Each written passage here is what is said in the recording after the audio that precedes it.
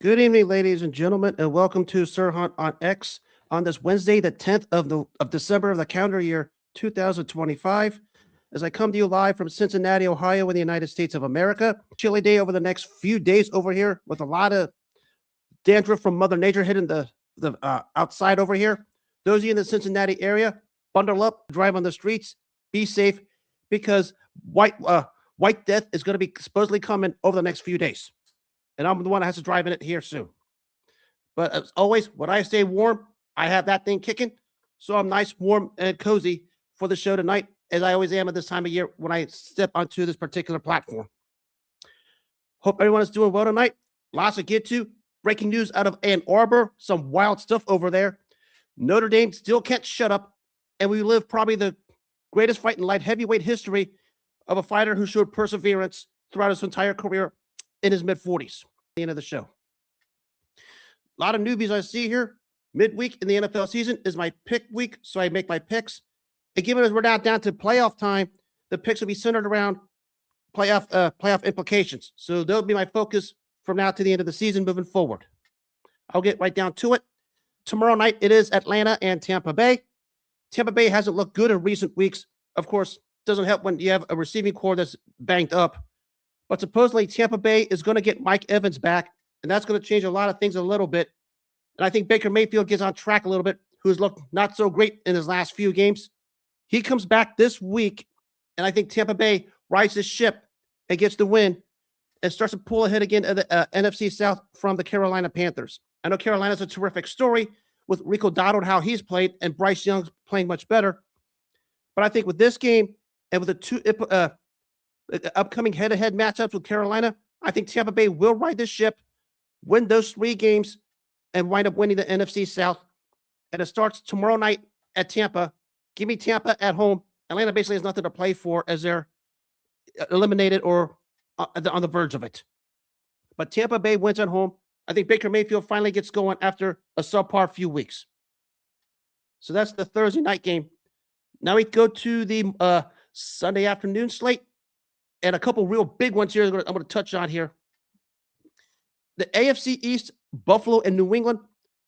And this one is basically for the AFC East title if you're New England, because you win it, you clinch it, because you would have swept the season series with 3 games left, and it's basically over. Going against a Buffalo team who Josh Allen showed why he was MVP last season. Put the Superman cape on to come back against the Cincinnati Bengals after Cincinnati controlled that game for the better half of 2.5 quarters. But in this one, you're playing a different animal. And I still have questions about the Bills' defense. And Josh Allen last week took some hits. We talk about that particular game against Cincinnati and in recent weeks. Not the formula you want going against New England.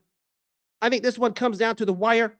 I know Josh Allen has had the Patriots number in Foxborough in recent years.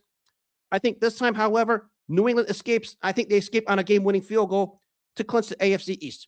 But I think this one is a game of the early slate. This one has 38-35 written all over it. Give me New England at home. And of course, on the brink is the Kansas City Chiefs going against the Los Angeles Chargers. Chargers lucked out last week because the Eagles didn't want to show up on offense. And they're playing a Kansas team who's on the brink. And we know they're going to be on the brink the rest of the way until they're officially eliminated. Some way, somehow, Kansas is still right there, some way. And as long as they're right there, there's always a chance for them. I think this week, they find a way to get over it against a Chargers team who doesn't look particularly all that great. Even though they've been winning, they haven't looked all that great. I mean, they got Omarion Hampton back. That should help. I don't know what that means in the long term. But I think Kansas City escapes barely by hook or by crook. Let's just leave it at that. And another one with playoff implications in the early slate. maybe you could say not really for playoff implications because I think both teams are going to basically done. One's going to be officially eliminated. The other one's clinging by a hair. There's one here in Cincinnati with the Ravens and the Bengals. We know what happened on Thanksgiving. And you know what? Put me on that bandwagon. I think they're bringing the brooms out and they're going to sweep Baltimore because I don't know what's going on with the Baltimore Ravens all of a sudden. And Cincinnati finally broke that psychological hold they had on Baltimore over the last 2 seasons on Thanksgiving. They're going to take care of it again this coming Sunday and complete the sweep. But what does it mean in the big picture? Doesn't matter because I think both teams are out anyways. But I think Cincinnati barely hangs on, completes the sweep, and beats Baltimore. That's the playoff games from the early slate. The other ones are basically going to be wipeouts. We talk about the Texans stopping the Cardinals. Talk about teams you don't want to play in the playoffs. How about the Houston Texans defense? Basically number 1 across the board in every category. They put the clamps on Kansas City. I don't want to know what they're going to do to Houston, Arizona Sunday in Houston because that's going to be a demolition. The Raiders and the Eagles should bounce back and win that one big. And that's pretty much the early slate of the games I wanted to cover. Now we tilt to the late slate games. And the big one in LA is the Lions going to the Rams. Lions also on the brink, going against the LA Rams in LA, who's still cooking. And I know they lost to Carolina, but Matthew Stafford would want nothing more than to put a dagger into the playoff hopes of his former team. And I think he does that Sunday. I think the Rams win this one. This one has the makings of a massive shootout. We're talking like both teams probably scoring in the high 30s also. But Matthew Stafford makes the plays and wins this game for LA and puts a dagger in the playoff hopes of his former team Sunday. And give me LA on that one. Indiana and Seattle. You know the story about Phillip Rivers starting. I mean, they can start Phillip Rivers. They can start the corpse of Johnny Unitas. It doesn't matter who's their quarterback. They're going to get begludged by that Seattle defense. Seattle wins that one huge as they keep pace with the Rams for the NFC West title. By the way, 1 week from tonight, LA and Seattle probably for that division. Give me Seattle at home. And this one, I think they're going to begludge the Colts as the Colts free fall continues. The real game of the week taking place in Denver between the Packers and the Broncos. Probably say 2 teams sort of the same mirror images of one another. But the difference is, as great as the Broncos defense is, the Packers bring more offensively and is going to challenge that defense, which just shuts everybody down as we know it. And we know how good that Denver defense is, probably the best in the league when you think about it in terms of talent-wise. But going against a Green Bay team who brings a bit more on offense to the table, and we talk about the dueling quarterbacks, who do you like more? I mean, I haven't been on the Bo Nix bandwagon. He's played better, but I still trust Jordan Love and the Green Bay offense, who's found themselves in recent weeks, and I expect it to continue Sunday in Denver. I think that one's going to be a mid-20s type game, high battle, potential Super Bowl preview. Not saying it will be the Super Bowl, but potentially. But Green Bay wins this one on the road, and I think it's because Jordan Love makes the necessary plays against that tough Denver defense, which is basically loaded at key positions. And I think that one's going to be a pretty darn good game. We talk about that particular matchup. Give me Green Bay on the road. I think that one's going to come down to the wire. The Sunday night tilt, Minnesota at Dallas. Dallas barely hanging on. Minnesota all but done. Give me Dallas. Give me Dallas big. That one isn't going to be close. And Monday night, it's going to be Miami at Pittsburgh. Supposed to be less than around the 30-degree mark in Pittsburgh when Miami travels. You know what that means? Not good for Miami. Pittsburgh now controls their own destiny, the AFC North. As I said, some way, somehow. They continue that. They beat Miami in Pittsburgh, and they continue to control their own destiny in that division. So those are my picks for the significant games, whatever you want to call it. Of course, the other games are games that don't matter, and I'm not going to focus on that because we're now trending toward the playoffs, and that's where I'm going to be headed toward. So that's the pick segment. Lots of other stuff in the NFL to get to. real quick, just to touch on what took place Monday night, and everyone's still in an uproar about it, is, of course, the cowardice of one of the bigger cowards that work for ESPN, an individual named Laura Rutledge, grossly stalking Justin Herbert for an interview with Justin Herbert just wanted to celebrate with his teammates. Well, let's start with this. Laura Rutledge is a coward, just like everybody at ESPN is, and she's no different. And Justin Herbert, I mean, they just got off a win, basically a tougher than expected win. They should have won that one convincingly. But that little shebang, Laura Rutledge should have just let the guy celebrate, then do his interview. That falls solely on her for just being a coward and not leaving the man alone. I guess she wants some other things. I can't say it on this platform. But that's probably what that whole shebang was at the end of the day. Laura Rutledge being a coward, stalking Justin Herbert. And we know about Herbert's off the field life with his significant other. Again, not using my platform for it. But I guess Laura Rutledge wanted a piece and wanted to stalk Justin Herbert because she's a coward. When you work for ESPN, that's what you resorted to. But at the end of the day, everything came out okay. Laura, the coward, got what she wanted. Justin Herbert gave her what she wanted, and it's over. But it says more about the cowardice of Laura Rutledge than it does Justin Herbert.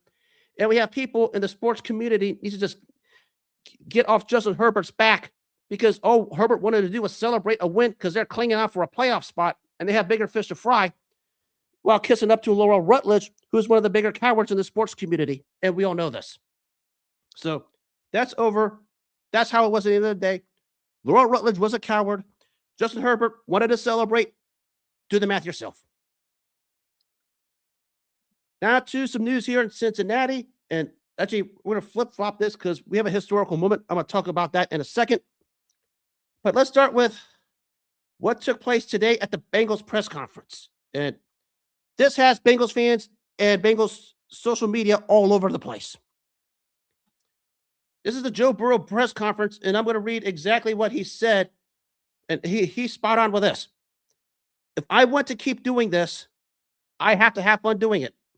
I've been through a lot. If it's not fun, then what am I doing it for? That's the mindset I'm trying to bring to the table. I've been through more than most, which when you think about the 3 surgeries over the past 6 years, he has. It's certainly not easy on the brain or body, just trying to have fun again. And of course, the Bengals fans and the Cincinnati media have their panties all up in a bunch. Everybody's reading too much into what he's saying, but let's remember what this guy's gone through since he came into the NFL. 3 surgeries in the last 6 years. And the Bengals fans' incompetence and cowardice, the cowardice of the Cincinnati media, and he has to put up with all of it. And that's why he said what he said. And when that wears onto an athlete like that, who's always been headstrong, you say a lot of things about Joe Burrow, but he's certainly a headstrong individual. But when you have cowards like Bengals fans and the Cincinnati media doing and saying the things they do and putting the unnecessary pressure on this kid, and he resorts to saying that, there's a lot of problems here. And that's something that hardly ever comes out of Joe Burrow's mouth. I mean, I get it. The guy just came off a turf toe with torn ligaments. And it's one thing to have turf toe. When you have turf toe with torn ligaments, it's another thing. And he basically saying, I'm trying the best I can to just have fun again. I mean, here's one thing the Bengals fans and the Cincinnati media show their cowardice and don't get. These athletes on the field are human beings. And when you go through what this guy was gone through over the last 6 years with the 3 surgeries, it takes its toll more than you think. And there's a lot of people with some crazy, weird, cowardly misperceptions when you talk about the Bengals fans and the Cincinnati media as to why he said what he said. I mean, it sounds like a kid who loves the game, but is uncertain whether he's worth putting his body through it, given what he's been through 6 years. And he's been through a lot. And it's due to the cowardice of the Bengals fans, the ignorance of the Cincinnati media, who failed to understand this guy's a human being, and he's played as well as he possibly could, but it's not getting the results. And the Bengals fans and the Cincinnati media don't want a winner here. They like losers, and they want Joe Burrow to become like them. And once he said what he said today, basically saying, I want to play to mean something, that should tell you a lot. Now, there's a lot of crazy misperceptions all over the place from the Bengals fans and the Cincinnati media who show their cowardice once again. But this guy is a gamer. We all know this. I mean, what does it mean moving forward? Don't ask me. I don't have a crystal ball. I'm not one of those 80-year-olds with a turban on my head, with a garb on my body and just having a big crystal ball can predict his future. But it sounds like a guy who wants to see results on here, and nobody can blame him. Now, is he as much to blame for some of this as everybody else? Of course. I mean, he's your starting quarterback. You didn't pay a guy $275 million to just have, 8 and 9 seasons and miss the playoffs. But this guy wants to win. The problem is the Bengals fans and the Cincinnati media hate winners, and they don't want a winner here. So something has to give somewhere, when you talk about what Joe Burrow said and the mindset and the cowardice of the Bengals fans and the Cincinnati media who don't like winners, who don't want winners, who are only interested in slandering and bigotry, among many other things. And if you don't want a winner here in Cincinnati, Joe Burrow's best bet is to find a spot to where he can win, because that's what he wants now. And we talk about what happened this past offseason with the top guys being paid. It's all about getting the Super Bowls, getting the W's, or checking out. Joe Burrow wants W's. Bengals fans and Cincinnati media want L's. Something has got to give somewhere. And it better start with the Bengals fans and the Cincinnati media, the same ones who have become Zach Taylor apologists because they think Zach Taylor shouldn't be fired when his overall track record speaks for itself. Especially with his record without Joe Burrow, which says tons about who Zach Taylor is. And they're the problems, more so than what Joe Burrow said, because they're the reason why we're in the position we're in. Congratulations. Your cowardice came out 100%, Bengals fans and Cincinnati media. I don't blame Joe Burrow for wanting to go elsewhere if he did, because everybody here wants, this is the only guy that wants a winner here. And we have Bengals fans who don't want winners. They just rather be Joe Burrow stands. They'd rather be, these tough guys on the internet as opposed to wanting a winner here. And that's what led to this point today. That's one thing the Bengals fans will always miss, and the Cincinnati media as well. Something's got to give somewhere, because if you want a winner, you better demand it. Nobody's demanded it yet. If you don't demand a winner, you might as well get out. Case closed. And speaking of actual winners, probably the greatest coach in Bengals history made his historical speech 36 years ago over here in Cincinnati. And you guys in Cincinnati know what it was.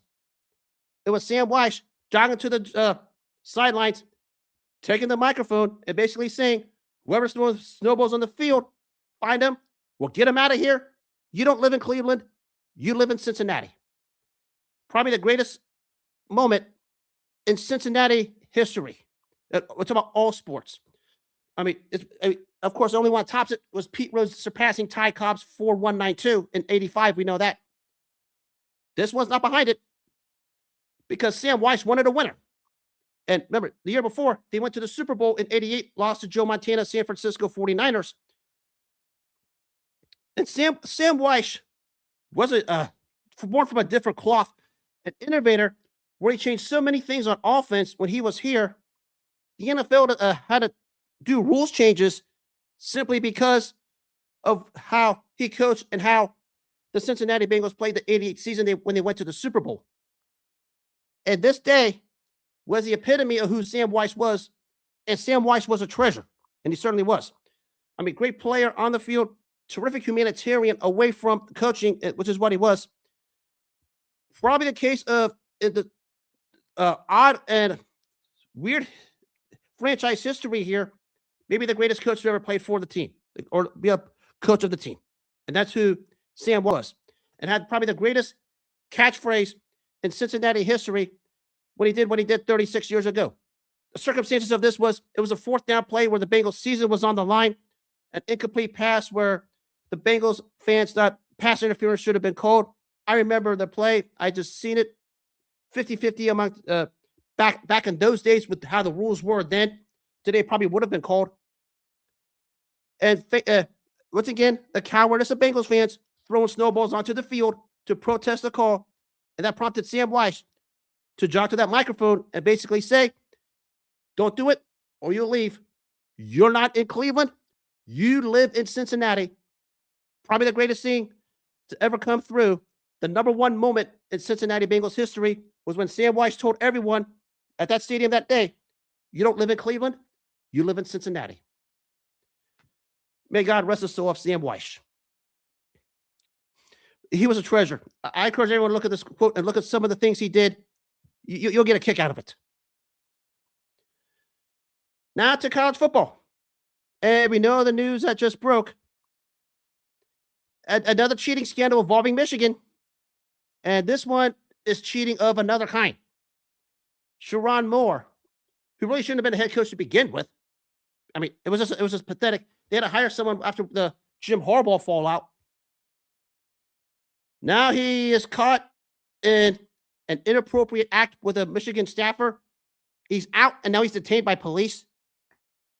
What? I mean, just when you thought the wheels couldn't fall off for Michigan off the field, they find a way to fall off even further. And boy, what an embarrassment that is. And now Michigan fans, you can officially have that asterisk next to all the success you had, because that's what it is now. I mean, it's not the fact the guy cheated on the field.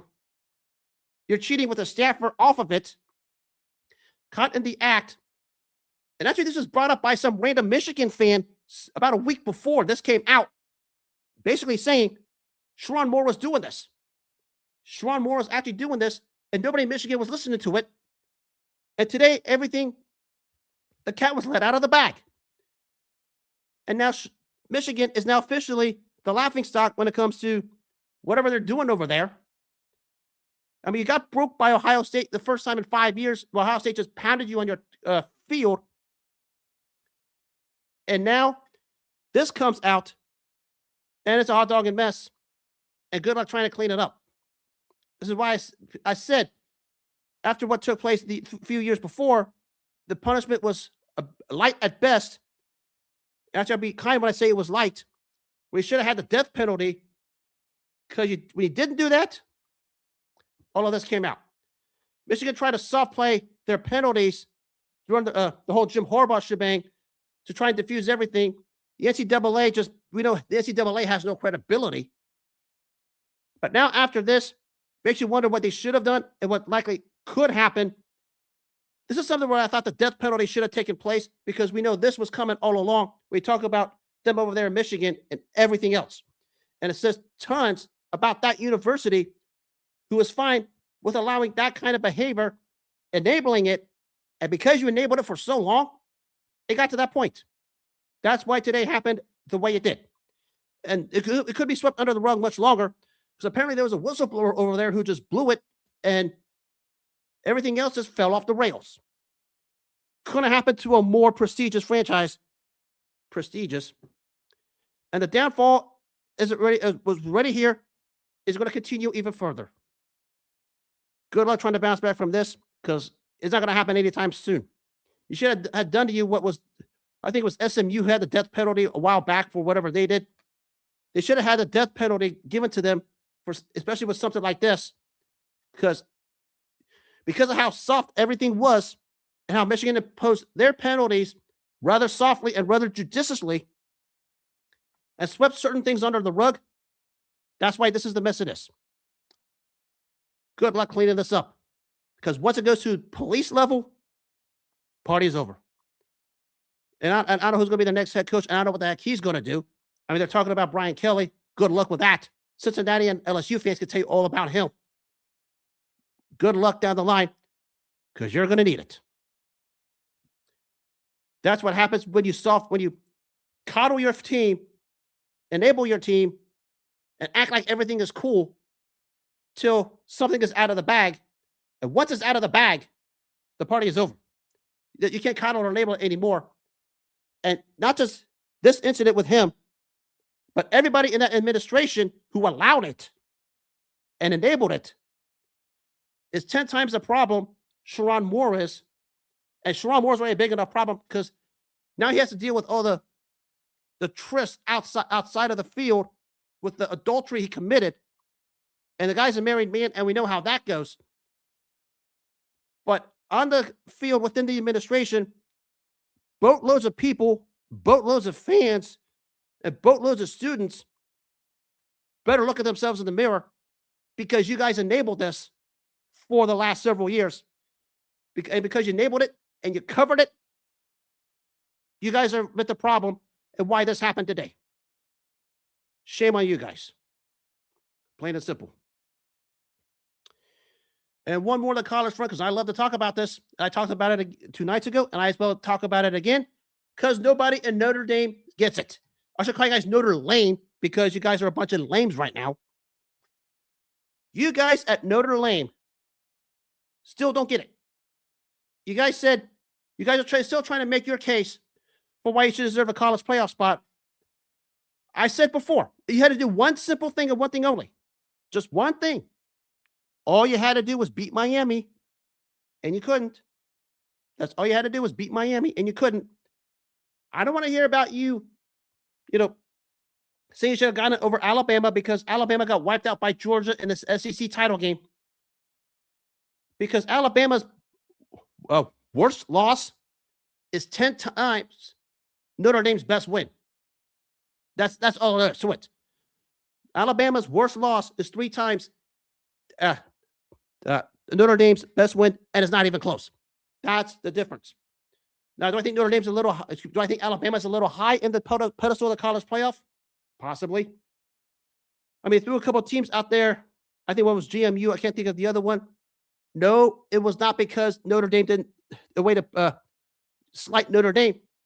It was because Notre Dame didn't deserve it. You guys at Notre Dame think you guys had a historic season. Boy, Lou Holtz would love to have a word with you because Lou Holtz had a lot of historical seasons that didn't finish well.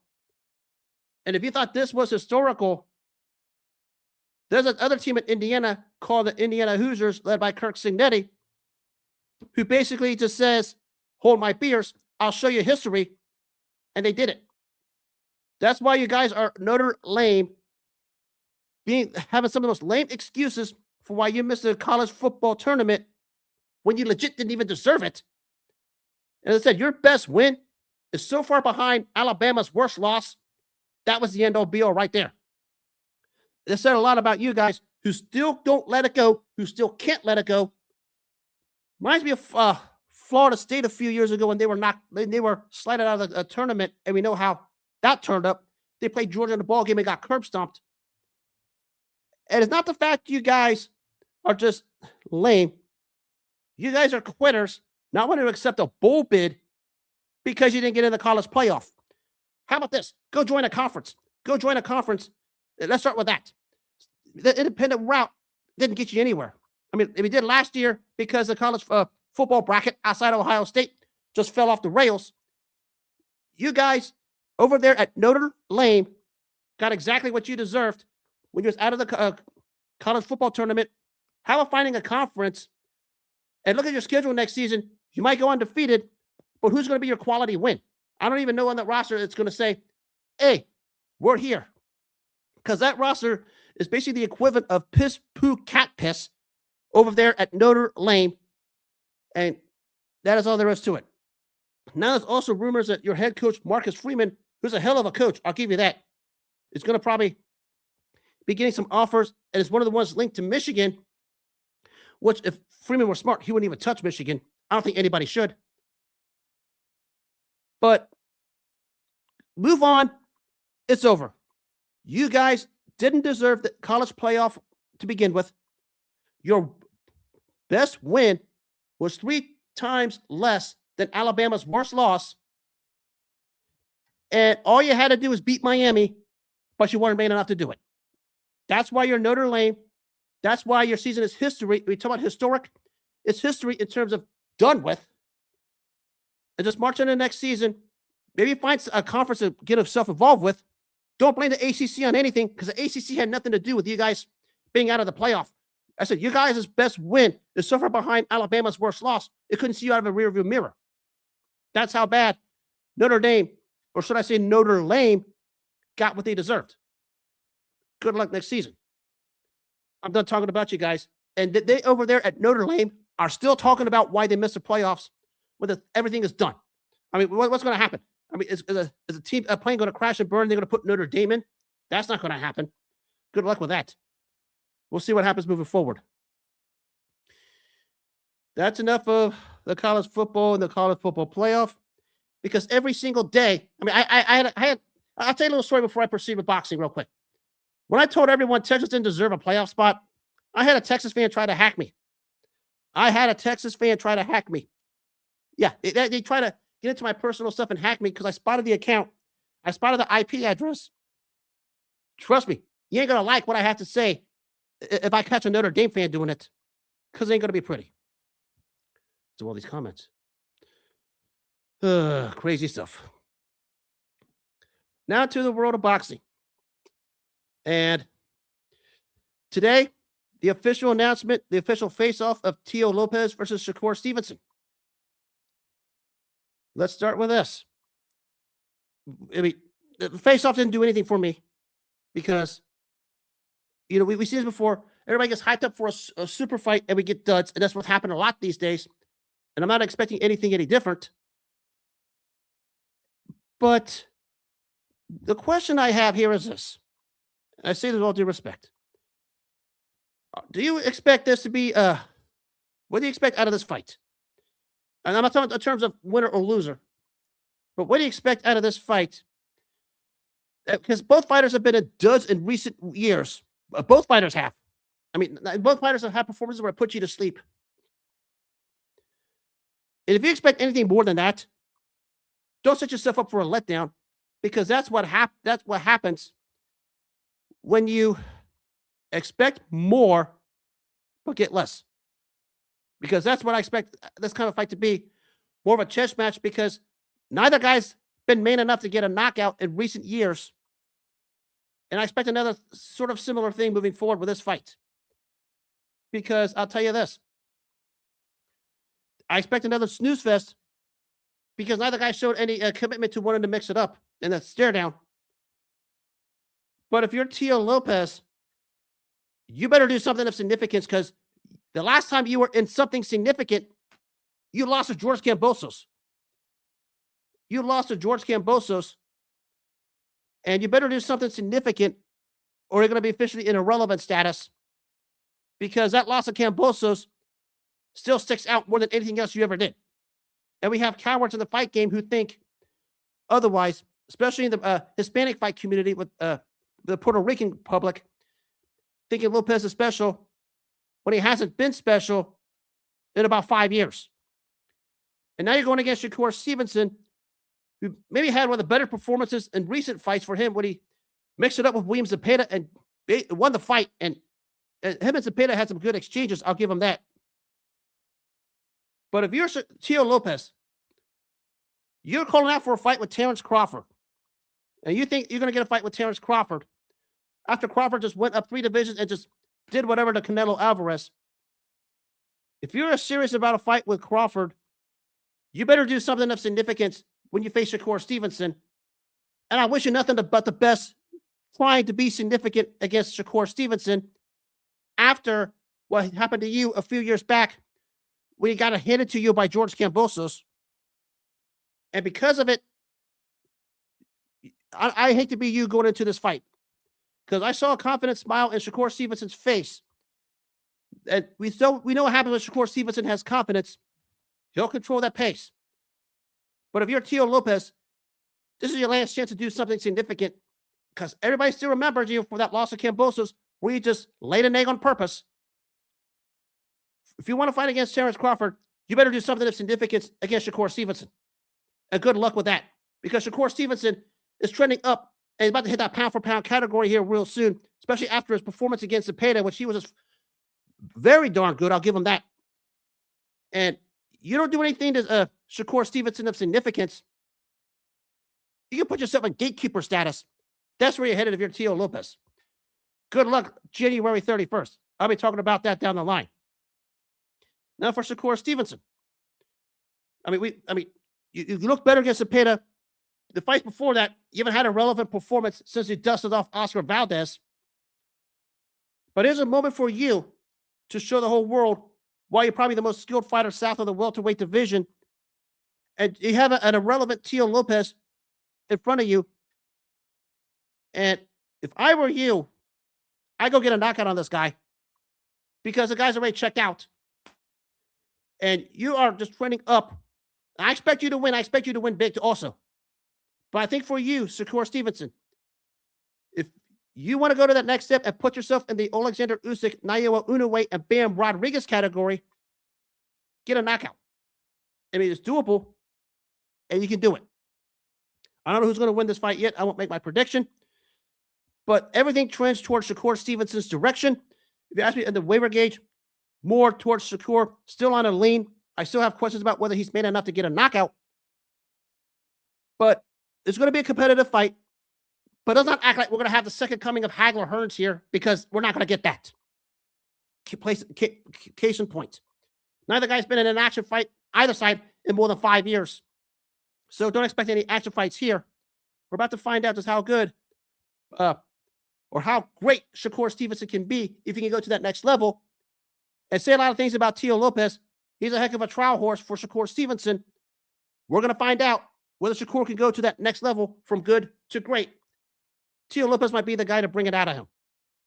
We'll find out the 31st of January. Actually, I'm looking forward to it, but I'm not looking forward to it. I'm looking forward to it to see if Shakur Stevenson can be great. But I'm not looking forward to it because it might be another one of those fights that puts me to sleep. Case closed. Now to the historical moment in boxing history tonight. This is one that took place 67 years ago tonight. This was Archie Moore defending his light heavyweight championship in the first of two fights up in Montreal against a tough Canadian named Yvon Durelle. And this fight, we talk about pursuing greatness and perseverance.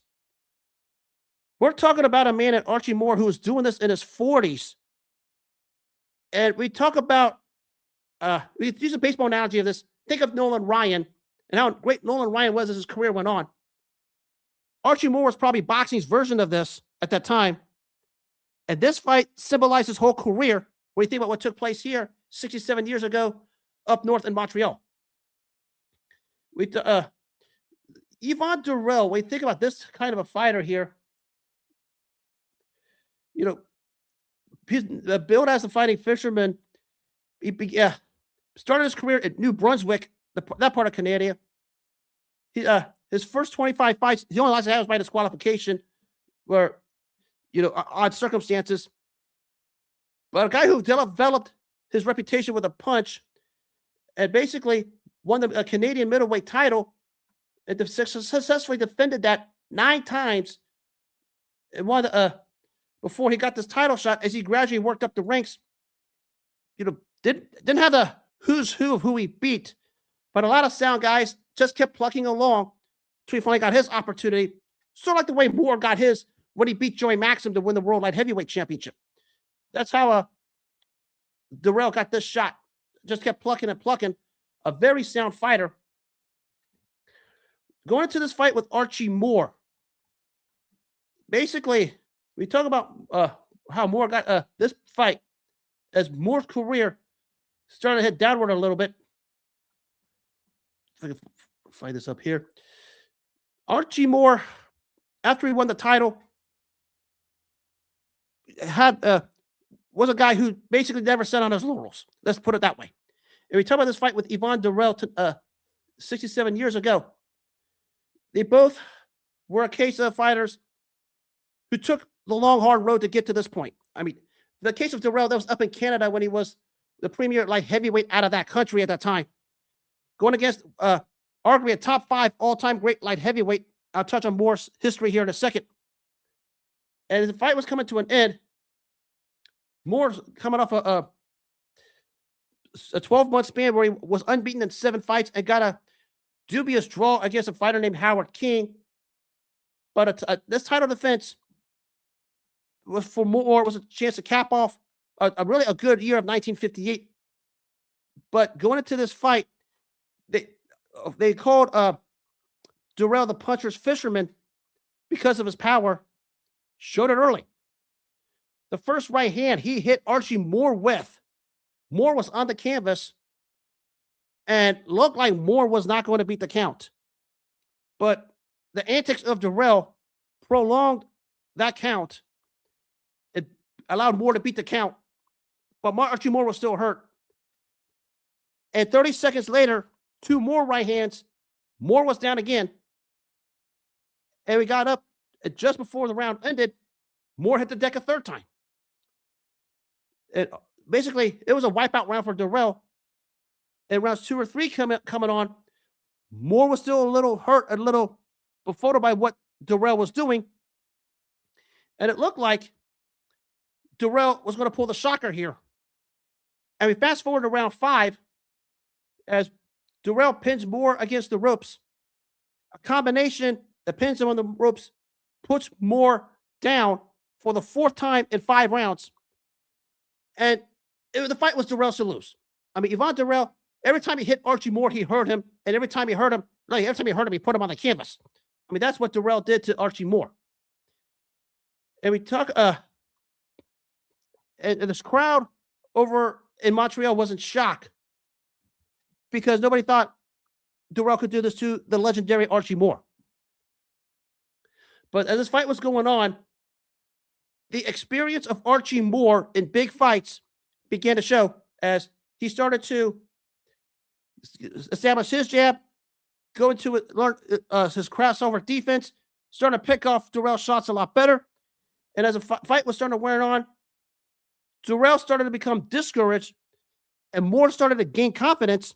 And as this fight was going on, now, even though Durelle still had his moments, you can sense that shift in momentum and the power of Archie Moore took over. And that's why the fight was about to become the way it was. Because if you give an experienced fighter another chance to redeem himself, he's going to take over. And that's what Archie Moore did on this particular night. And we talk about in the 9th round, even though Durelle had his moments where he hurt Moore again, this time Moore matched him punch for punch. And from that point forward, the fight was going to start to tilt his way. As round 10 and came to an end before round 11, now it's Durelle who's out on his feet, and it's Moore that's pouring on the punishment. And then at the end of round 11, the left hook that floored Durelle the second time, and that was it. Because Archie Moore persevered and showed the whole world why he was a case of a fighter who got greater as he got older, set the all-time knockouts record with this performance when he just had to come off all adversity in the ring to stop the tough, strong, hard-punching Durelle, who gave him everything he could handle, to an 11th round knockout. And on this fight was just the epitome of what Archie Moore was. One of those guys who had a blue chip on his shoulder, and he had this chip on his shoulder, found a way to be better. And as I said, I talked about with George Foreman, who were the guys you could say who got better as they got older in the fight game when they were deep into their 40s? Archie Moore, George Foreman, Bernard Hopkins. That's the list. Nobody else is there. Those three, all three had one thing in common. The chip on their shoulder, the desire to be great, finding ways to be better as they got older. They're not the same guys they were when they were younger, but finding ways to get better as they got older, And the big fights, when they needed to step up and come up big, they did. We have some other guys, so like, Sugar Ray Leonard, Manny Pacquiao when he beat Keith Thurman, among many others. But I'm talking about deep into their 40s, or talking about like mid-40s, because Foreman was 45, and Hopkins fought until he was 51, Moore until he was 48. Those three guys had the desire to be great, and they persevered, and they showed why when they went deep into their 40s. And in this particular fight, we talk about how Archie Moore was floored 4 times. And actually, the first time looked like he was down and out. It just Durelle clowned him a little bit to get up and be floored 3 more times, but to come back and to starch this tough fighter out of Canada to retain the light heavyweight championship. It was just the epitome of who Archie Moore was, not just in this fight, but his entire career. A guy who never gave up, a guy who kept digging and digging and digging and found ways to continue to dig till he found the gold, no matter how it took, how long it took, and got to that point when he did what he did in this particular fight. And here's just for perspective. He didn't win the world title until he was 39 years old, or being Archie Moore. And from that point forward, he was getting greater and greater. And that's why he gets the distinction of the boxing comparison to Nolan Ryan in baseball. And we know how Ryan's career was when he got older. Archie Moore was the same way in boxing. And we talk about what took place here. It's the epitome of it. Top 5 all-time great light heavyweight. And we talk about Ezra Charles, Billy Conn, him, George, Bob Foster, and Michael Spinks. There's your Fab 5 in the light heavyweight division. And not only was he a great fighter, but he was a great trainer. When George Foreman came back, it was Archie Moore who guided Foreman to that comeback, for most of that comeback until Moore's health declined. And George Foreman credits him for it, because when we think about what Archie Moore did in his career as he got into his 40s and better, he used that wisdom, passed it on to George Foreman in his second career, and allowed George Foreman's career to wind up the way it did. And Foreman would always say, credit to Archie Moore, as he was the one that guided me through it. Because that's no better person than a guy who'd been there and done that. And that's what Archie Moore did with George Foreman in his second tenure as a trainer. And that's largely because Archie Moore did that as a fighter and passed the wisdom on.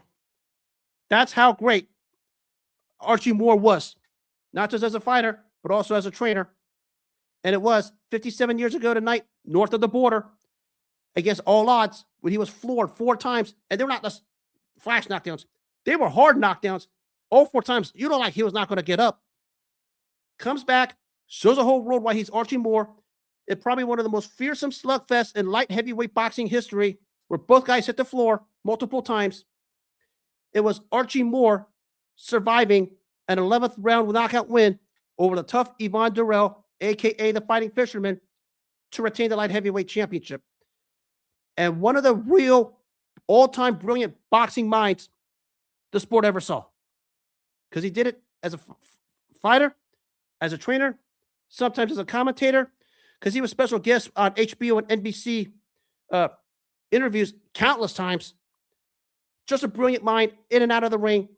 The old mongoose, the great Archie Moore. And all these guys want to talk about greats in light heavyweight history. I could put 10 light heavyweights over the last of the 21st century, 10 of them. I could put them together. Collectively, they can't carry Archie Moore's jockstrap. That's just how great Archie Moore was, because he did it the hard way, found ways to get better as he got older, and did it well into his 40s. I said, outside of George Foreman and Bernard Hopkins, what other fighter could say they did it like that? That's all you have to say about how great Archie Moore was.